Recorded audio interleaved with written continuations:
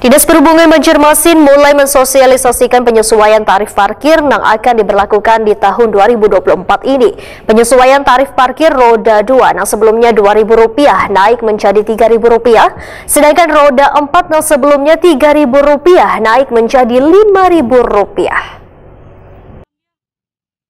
Dinas Perhubungan Banjarmasin mulai mensosialisasikan penyesuaian tarif parkir yang akan diberlakukan di tahun 2024 ini. Penyesuaian tarif parkir roda 2 yang sebelumnya Rp2.000 naik menjadi Rp3.000, sedangkan roda 4 yang sebelumnya Rp3.000 naik menjadi Rp5.000.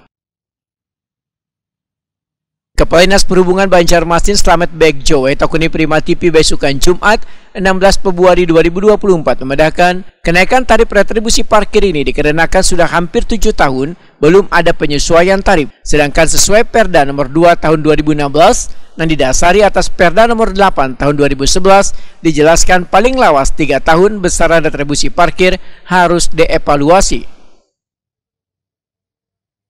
Slamet Begjo menyatakan seharusnya kenaikan tarif parkir sesuai Perda nomor 15 tahun 2023 sudah diberlakukan mulai 5 Januari 2024. Namun perlu disosialisasikan terlebih dahulu supaya warga bisa memahami penyesuaian tarif parkir ini. Terkait dengan tarif parkir, saya kira kita harus melihat juga regulasi sebelumnya. Jadi di Perda 2 nomor 2 tahun 2016 terkait dengan retribusi parkir itu didasari atas Perda nomor 8 tahun 2011.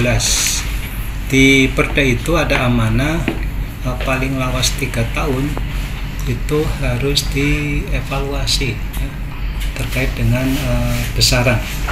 Nah, sehingga kalau kita hitung mulai 2016 sekarang sudah 2024, artinya sudah berapa kali lipat dari kalau dilihat dari 3 tahun paling lawas.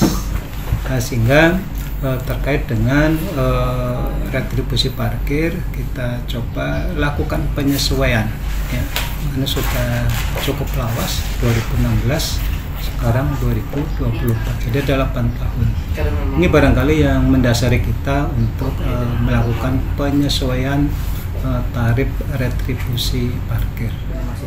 Harapan di Perda kita ya nomor 15 tahun 2023 mestinya per 5 Januari.